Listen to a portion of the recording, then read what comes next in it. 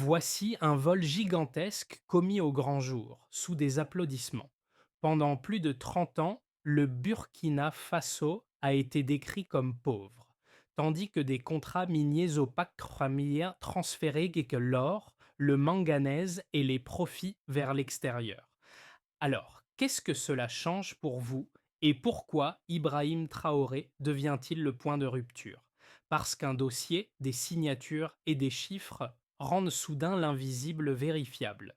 Cette histoire ne promet pas une révélation spectaculaire de plus, mais une compréhension claire de ce qui est réellement en jeu lorsque des ressources naturelles changent de main sans débat public. Elle propose de suivre étape par étape comment un système présenté comme un partenariat a produit l'effet inverse: dépendance, appauvrissement et perte de contrôle politique. L'enjeu est simple: savoir qui décide, qui profite et qui assume les conséquences. Au centre, Ibrahim Traoré n'apparaît pas comme un symbole abstrait, mais comme un acteur confronté à des contraintes concrètes, juridiques, économiques et diplomatiques. Ce récit s'appuie sur des faits exposés, des contrats signés et des chiffres revendiqués, sans embellissement. Il s'agit de mesurer ce que signifie reprendre la souveraineté dans un monde interconnecté, où chaque décision locale déclenche des réactions globales. La promesse est donc précise: comprendre les mécanismes, évaluer les coûts réels et identifier ce que ce type de rupture peut produire, au-delà du Burkina Faso, pour d'autres pays confrontés aux mêmes équilibres fragiles. Les documents parlent d'eux-mêmes: des redevances limitées à environ 2% maintenues pendant près de 3 décennies. Ce seul écart suffit à expliquer pourquoi une richesse visible n'a jamais produit de prospérité durable. Dès l'ouverture du dossier, Ibrahim Traoré comprend que la question n'est pas morale, mais structurelle, inscrite noir sur blanc dans des contrats anciens, mais toujours actifs. Le contexte est celui d'un pays longtemps classé parmi les périphéries économiques, enclavé, dépendant de l'exportation de matières premières et soumis à des accords présentés comme inévitables.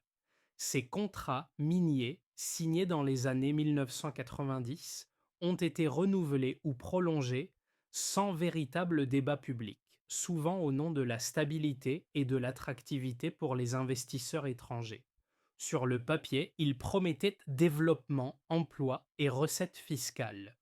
Dans les faits, ils ont figé un modèle où l'essentiel de la valeur quittait le territoire.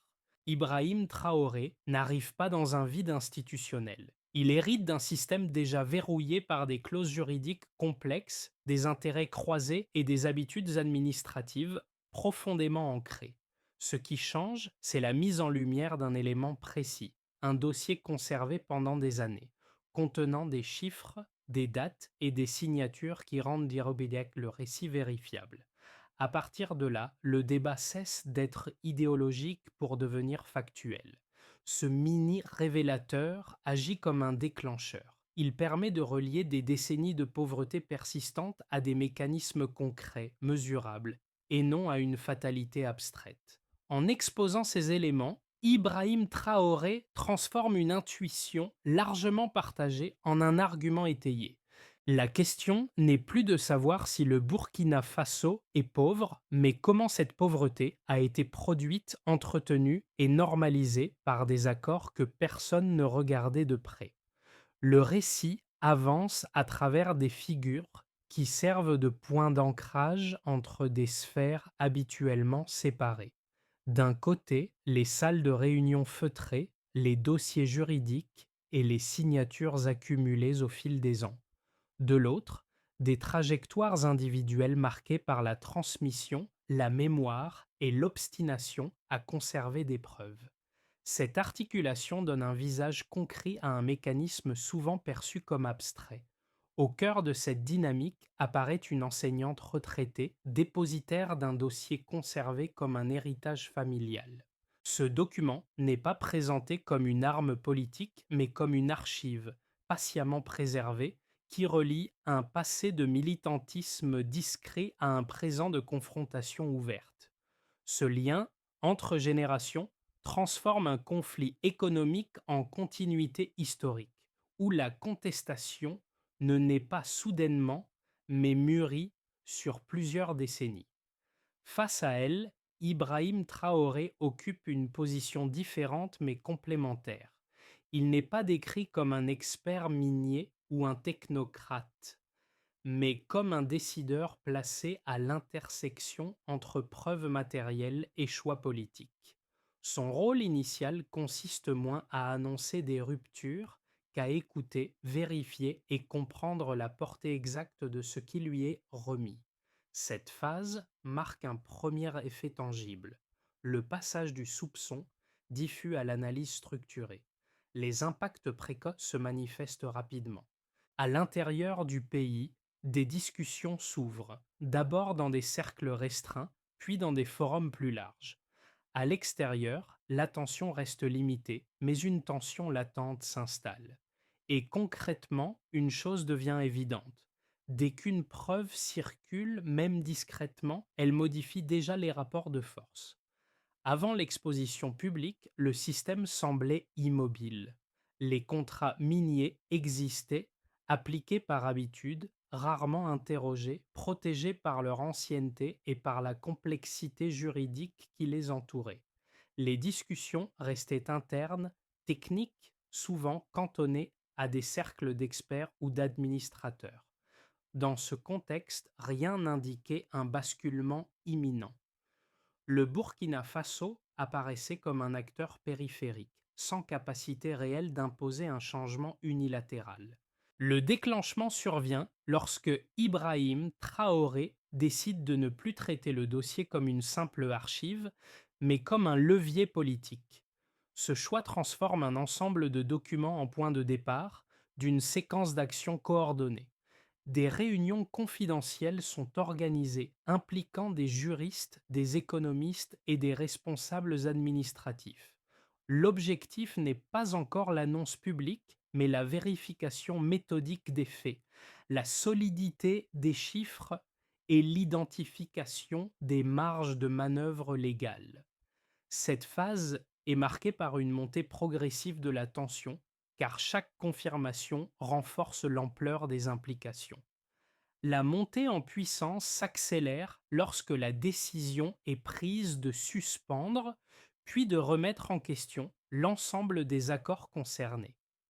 L'annonce agit comme un signal fort. À l'intérieur du pays, elle provoque une mobilisation immédiate. Débats publics, réunions communautaires et prises de parole officielles se multiplient pour expliquer les raisons et les risques de cette rupture.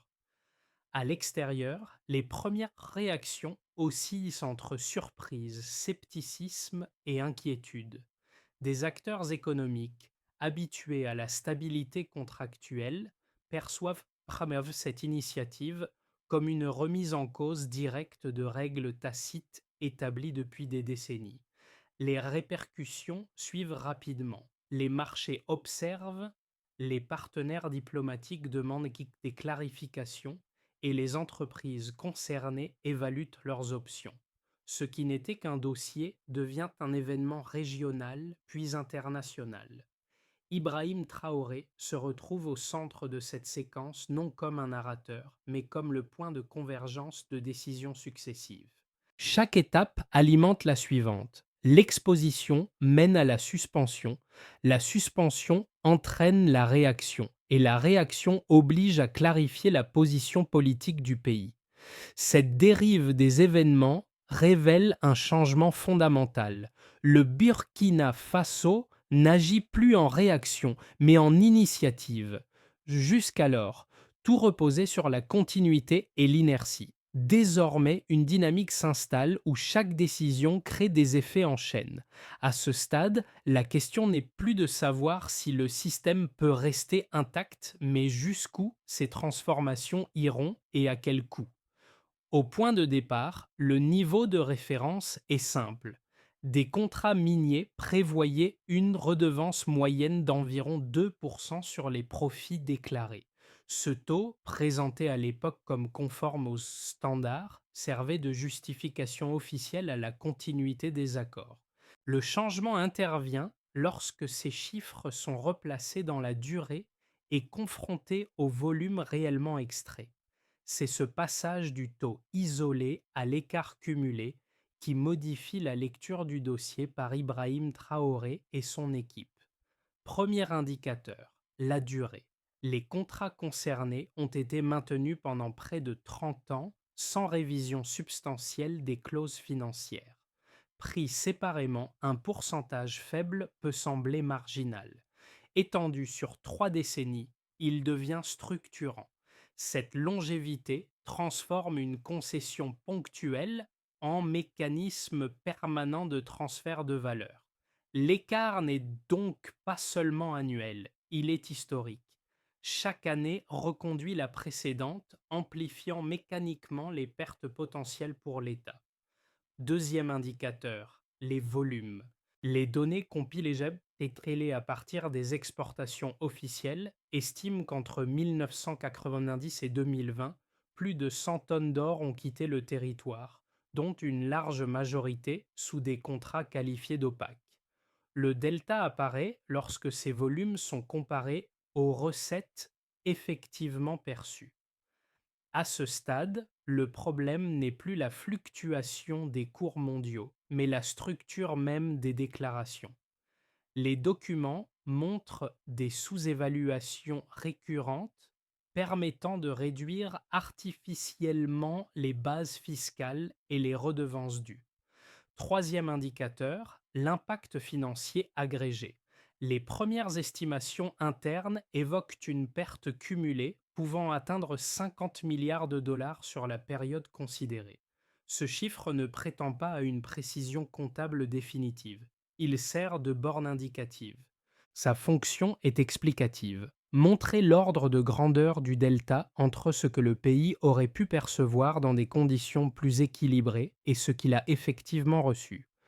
Rapporté à l'économie nationale, cet écart aide à comprendre la persistance de déficits dans les infrastructures, l'éducation et la santé. Chaque chiffre est accompagné d'une interprétation volontairement sobre. Le taux de 2% illustre une asymétrie contractuelle. Les 100 tonnes rappellent l'ampleur physique des ressources extraites. Les 50 milliards donnent une mesure macroéconomique du manque à gagner. Ensemble, ils composent un faisceau de preuves qui dépasse l'argumentation morale. Il s'agit d'un raisonnement cumulatif. Faible taux, longue durée, volumes élevés. Cette approche quantitative modifie la nature du débat. Elle permet de répondre aux critiques en déplaçant la discussion vers des données vérifiables. Pour Ibrahim Traoré, l'enjeu n'est pas de contester chaque contrat isolément, mais de démontrer que leur combinaison produit un résultat systémique. Le dossier cesse alors d'être perçu comme un symbole pour devenir un outil d'audit politique. À ce stade, une question s'impose. Si l'écart est aussi clairement documenté, comment ces mécanismes ont-ils pu être justifiés si longtemps sans remise en cause publique? Les défenseurs des anciens accords ont avancé des arguments cohérents qu'il faut examiner sans les caricaturer.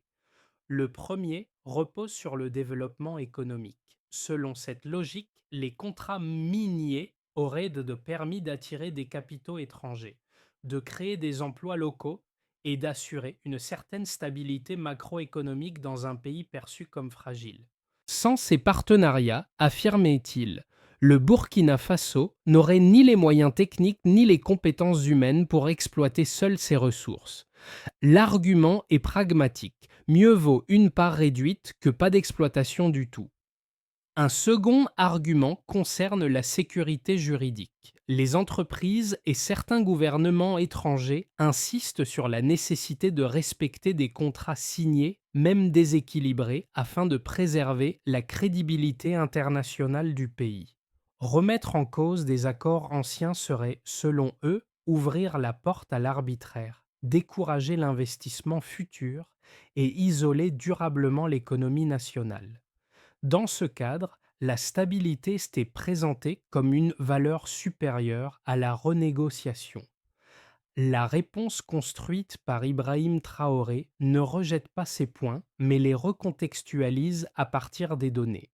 Sur le développement, l'analyse montre que les emplois créés sont restés limités et faiblement qualifiés, tandis que les recettes publiques n'ont pas suivi la croissance des volumes extraits. Autrement dit, l'exploitation a bien eu lieu, mais sans effet d'entraînement proportionnel sur l'économie locale. Le problème n'est donc pas l'investissement en soi, mais sa structure et sa redistribution.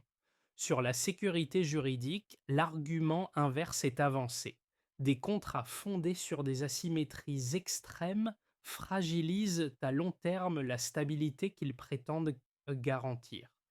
Les documents exposés indiquent que certaines clauses ont été signées dans des contextes d'information inégales, parfois sans contrôle parlementaire réel. Dès lors, la question n'est plus seulement celle du respect formel du droit, mais celle de sa légitimité démocratique. Renégocier devient alors un acte de normalisation plutôt qu'une rupture arbitraire. Cette stratégie de réponse vise à déplacer le débat.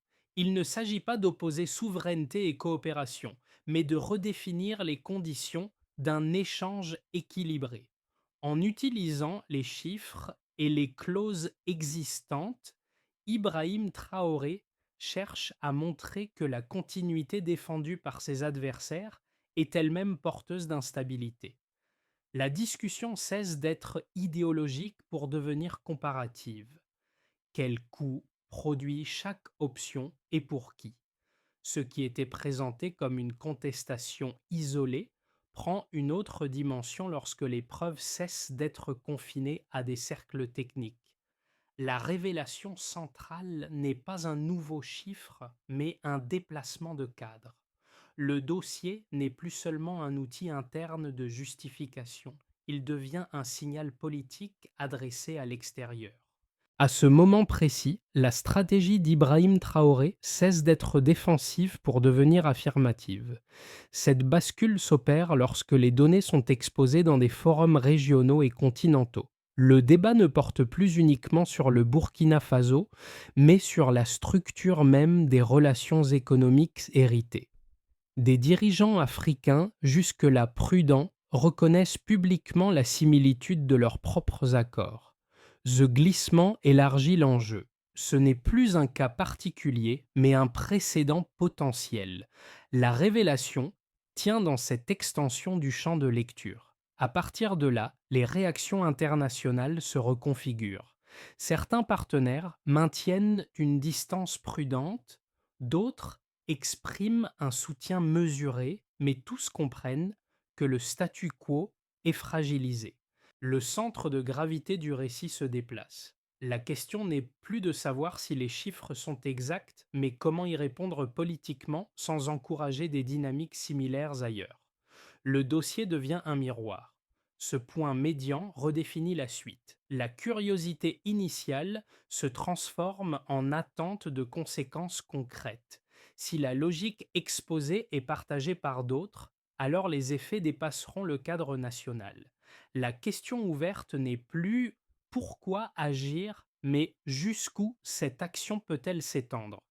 Pour les institutions nationales, la première conséquence est une réorientation brutale des priorités. La suspension et la renégociation des accords obligent l'administration à renforcer ses capacités d'audit, de contrôle et de négociation. Des ressources humaines sont redéployées vers des tâches longtemps négligées, comme l'évaluation indépendante des contrats et la transparence des flux financiers. Sous l'impulsion d'Ibrahim Traoré, l'État cherche moins à multiplier les annonces qu'à consolider ses instruments afin d'éviter que la rupture politique ne reste symbolique. Du côté des entreprises, l'effet est immédiat mais contrasté. Certaines sociétés minières suspendent leurs activités, évaluant les risques juridiques et financiers liés à un nouvel environnement contractuel. D'autres engagent des discussions, conscientes que le rapport de force a changé. Cette phase d'incertitude pèse sur l'investissement à court terme, mais elle ouvre aussi un espace de redéfinition. Les acteurs capables de s'adapter à des conditions plus équilibrées voient émerger une possibilité de continuité, là où les plus dépendants d'anciens privilèges se retirent. Pour les populations locales, les conséquences sont plus graduelles mais tangibles. À court terme, l'annonce des décisions crée une attente forte, parfois supérieure aux capacités immédiates de l'État. Les forums communautaires et les réunions publiques jouent alors un rôle central pour expliquer les délais et les contraintes. À moyen terme, les premiers effets se manifestent par une réallocation budgétaire, financement de projets d'infrastructure, soutien à l'éducation et amélioration de certains services de santé.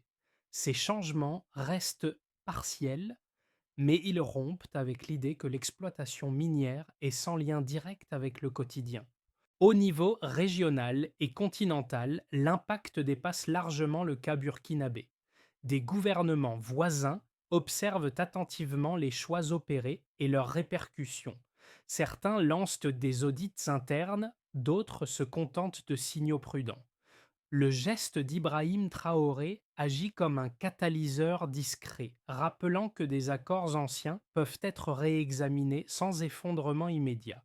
Cette dynamique n'implique pas une imitation automatique, mais elle modifie les calculs politiques. Enfin, pour les partenaires internationaux, la situation impose un ajustement narratif.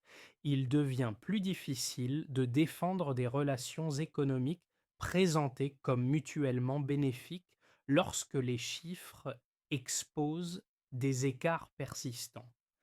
La conséquence la plus durable n'est peut-être pas économique mais cognitive. La perception de ce qui est acceptable change. En ce sens, les effets concrets de la démarche dépassent les indicateurs classiques et s'inscrivent dans une redéfinition progressive des normes.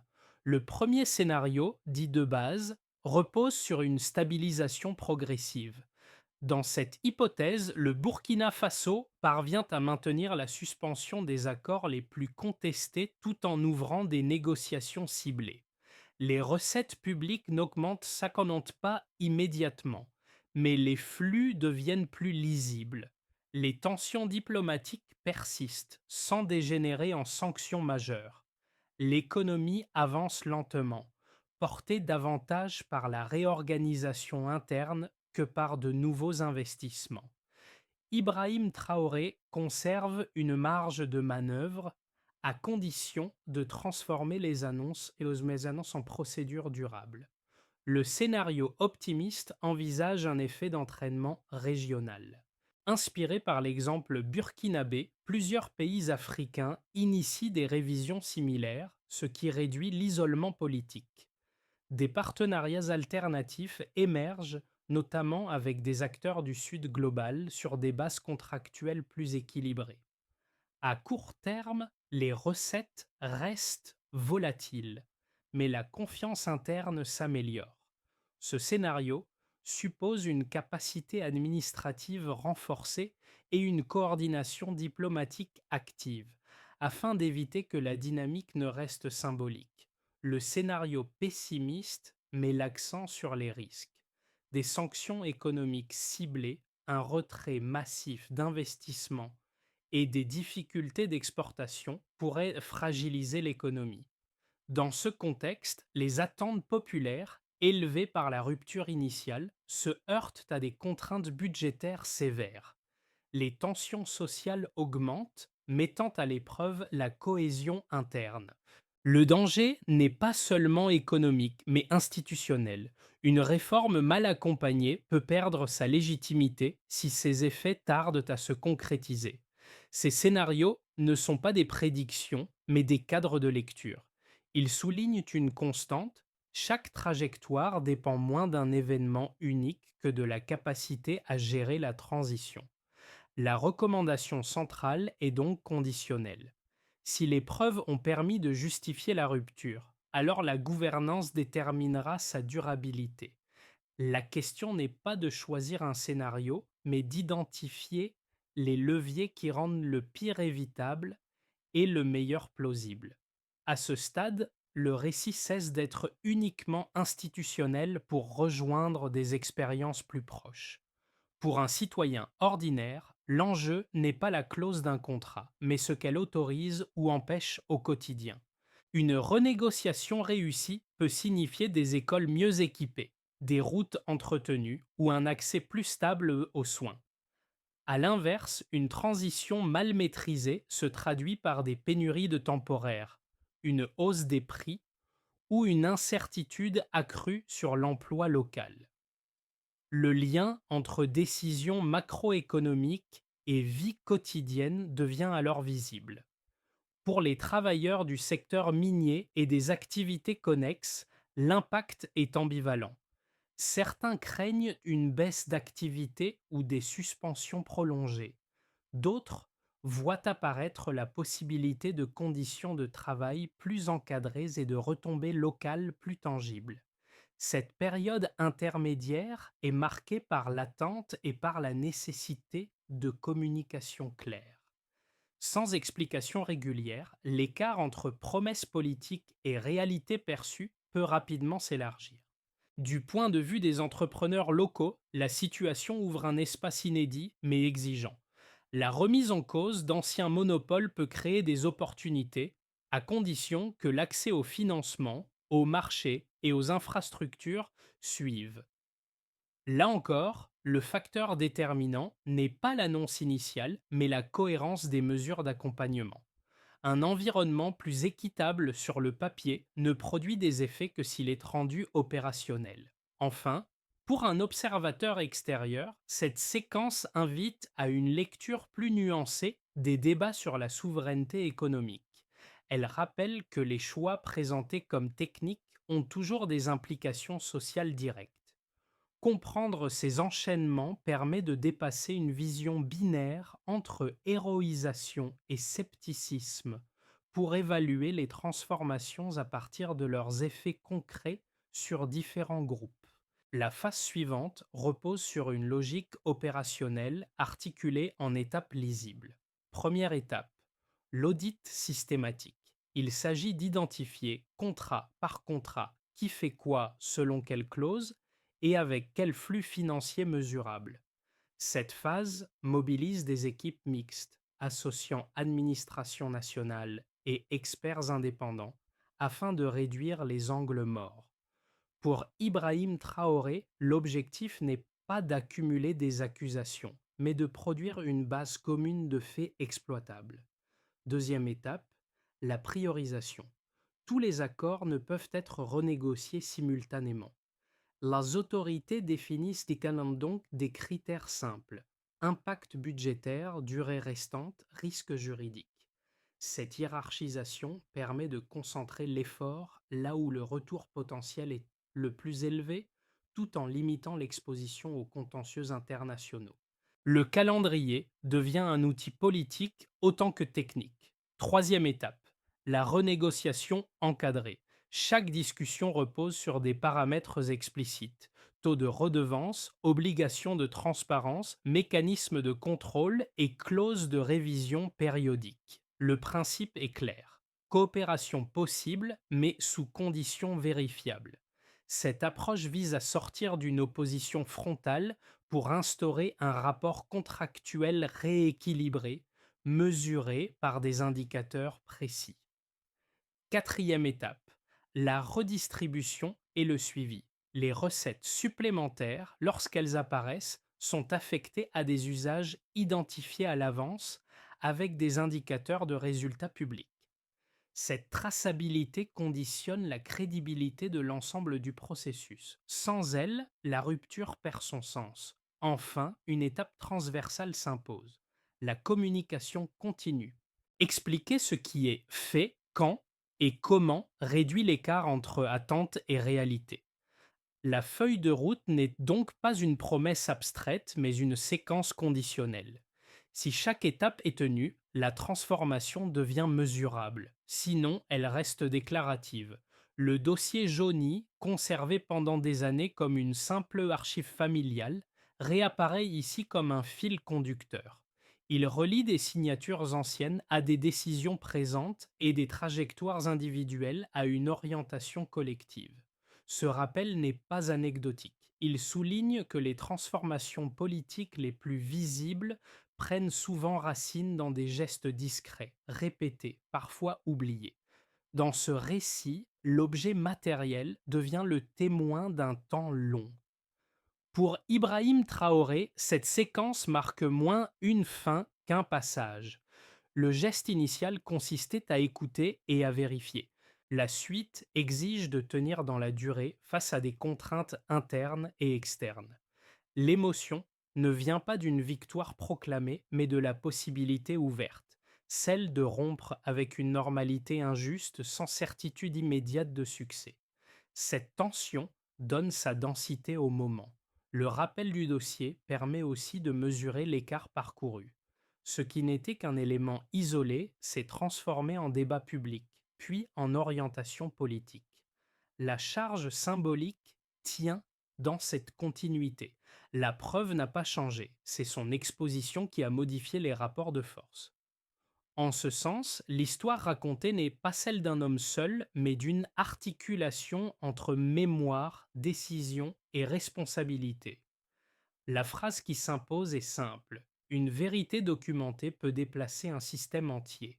Au terme de ce parcours, il ne s'agit pas de conclure par une injonction, mais par une ouverture.